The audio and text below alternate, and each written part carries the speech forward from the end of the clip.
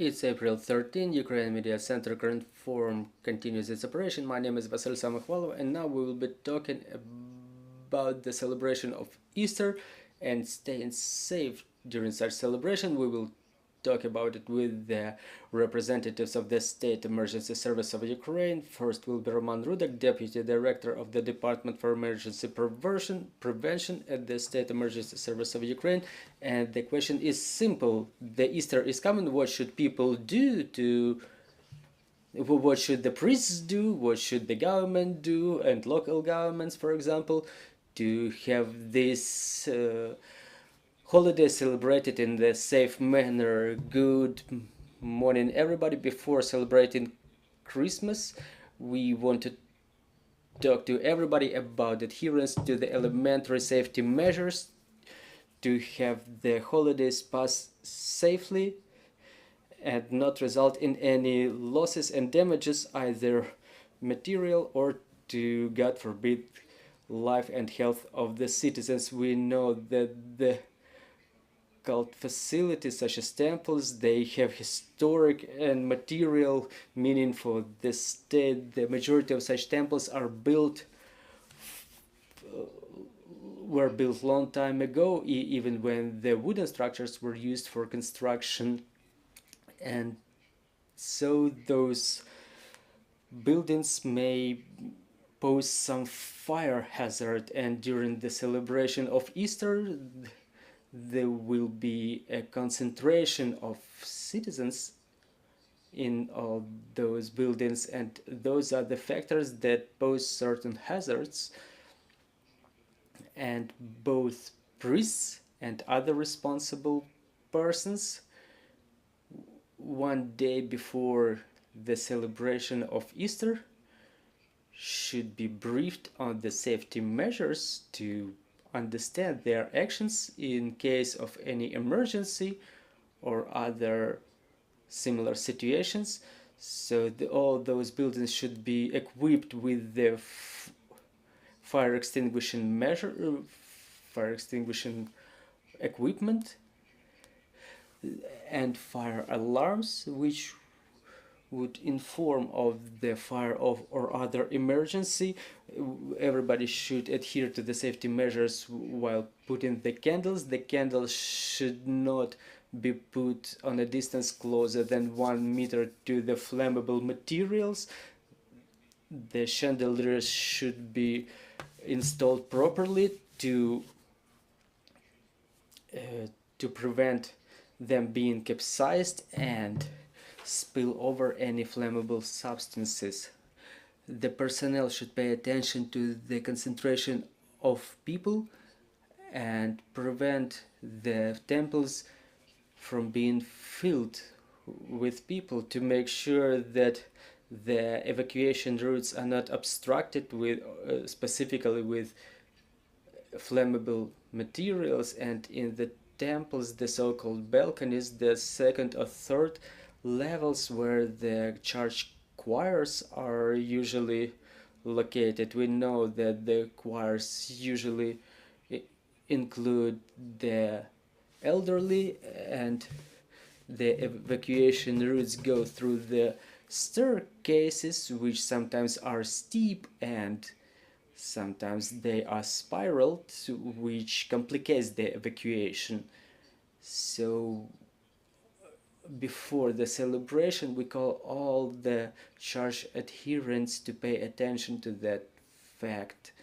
Also, the State Emergency Service of Ukraine insists to have all the personnel of the temples not to ignore the air raid alert signals, because we know that not forget about the martial law in the state. It's necessary to understand where the closest shelters are, to move there in case of the air raid alert signal. Also, we want to draw your attention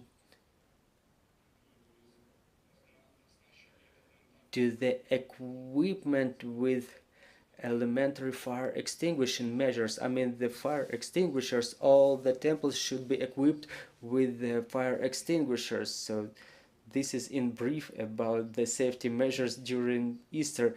Well, I will invite Mr. Oleksandr Khorunzhy, the press officer of the State Emergency Service of Ukraine, who has some figures about how people will celebrate Easter beyond the temples. People may go out on the picnics, and that may pose some additional hazards. Good morning, everybody. Glory to Ukraine, glory to the heroes. Well, I would like to continue the speech of Mr. Roman as to reaction to the emergencies. Almost 7,000 personnel will be, and about 2,000 units of vehicles will be on duty during Easter celebrations. In case of complication of the situation, we will reinforce the units with the personnel up to 13,000 people and up to 3,000 units of vehicles. If we take into account, for example, Kiev region, Kiev garrison, more than 420 people will be on duty and more than 120 vehicles will be engaged in ensuring safety and security during Easter. We are ready for any developments, and I want to say that the mobile teams will be on duties, which will include the service management, and they will be on duty 24/7. We have coordination with the local governments on all levels in terms of fires and other emergencies. We have operational plans for the facilities where the celebration will be going on. There was an inspection of the water supply channels, and the service is ready to fulfill tasks according to their duties, including during the celebration of Easter. Well, maybe a couple of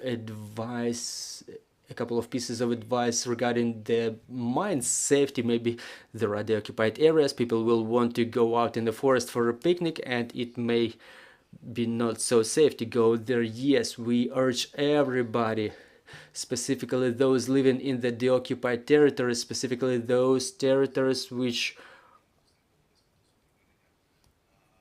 are which were liberated after active warfare. It's desirable in places like this to decrease the concentration of people, because the enemy is vile and cowardly, and we know that they may inflict strikes on days like that. Like Mr. Roman said, people should be informed and they should be aware where the nearest shelter is. Don't ignore the air raid alert signals. Also, regarding the fire safety and mine safety, I want to emphasize the mine safety in those territories. We urge you not to go out in the forests, grooves, water reservoirs. Don't walk into abandoned buildings. Don't approximate the abandoned enemy material. Don't go into the road curbs, and don't use secondary roads, specifically ground roads. Walk and drive on the concrete asphalt roads. Just wait a little bit and wait until our pyrotechnic units clear the territory. 164,000 square kilometers are potentially contaminated with the explosive devices, and almost every day we have reports of emergencies when people get injured or die as a result of unexploded mines explosions.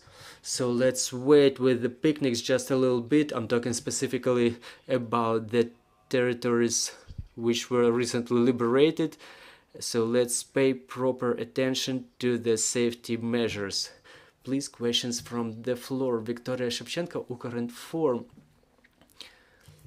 We will have the commemoration days coming soon. How many cemeteries are still mined and such as posing hazard to the citizens of Ukraine, and in which regions are they located. As to the mining of the cemeteries, I want to say that it's more about the deoccupied territories of the areas of the active warfare.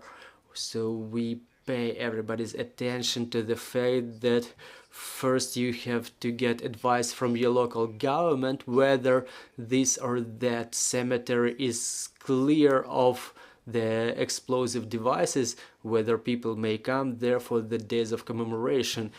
All the information is being channeled. It's not only state emergency service personnel who works on that, also the armed forces of Ukraine and Ministry of Internal Affairs and mine operators, pyrotechnics, they work there, so you better consult with your local government to make sure that those cemeteries are clear of their explosive devices.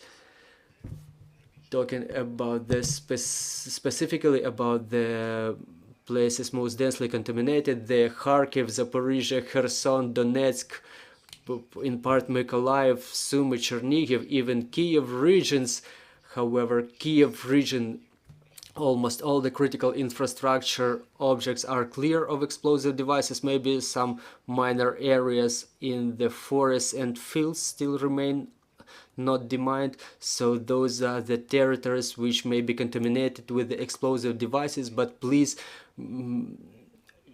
just ask for details from your local governments before visiting such places. What I would like also to add is in Kharkiv region there was information from the local government, from the local military administration, that more than 500 cemeteries may be still mined. Then last question is not about the Easter, but it's still important. The meteorological center reported about the potential flooding. The snow keeps melting, specifically in those places where the hydrotechnical structures were destroyed. It may result in flooding. So what is the situation with that? The situation is under control. We coordinate with Ukrainian Meteorological Center, and we warn both local governments and Ukrainian citizens about the increase of the water level. We made such warnings before the last days on the 12th and 13th of April that in Dniester River in Zalishchike the flooding will continue and it will increase. The level of water will go up 1.2, 1.7 meters. Upper Dnieper, the level of water will go up 0.3, 0.5 meter, and some of the agricultural lands may be flooded. It's a level 2 of threat. It's 12-13 April. The growth of the water level in approximately 20 centimeters per day.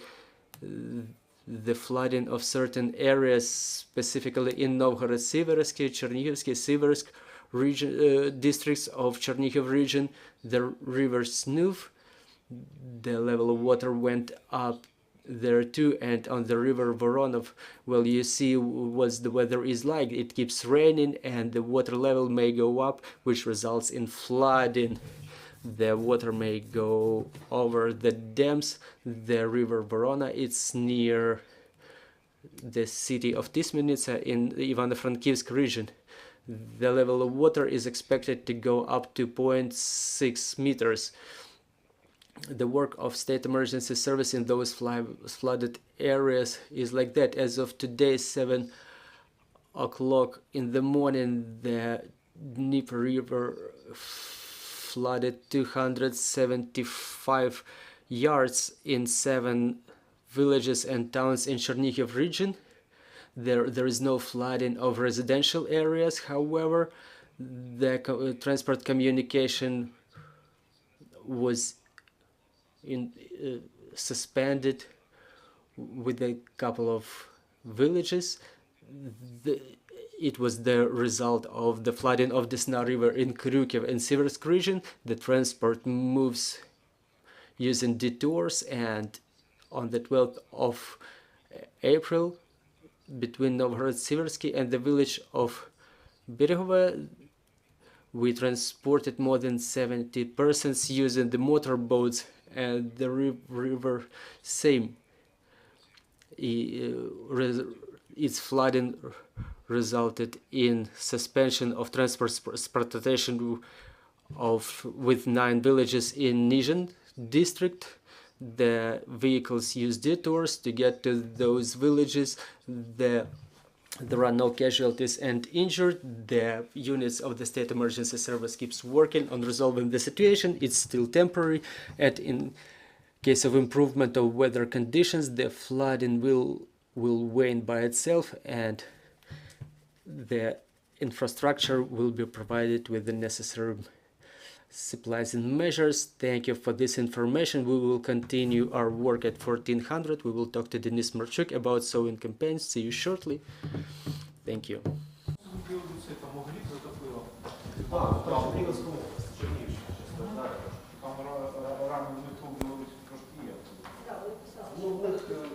Вони завжди трошечки з молоками своїми. Проблема, але Чернігівщина якраз виникає. Тому і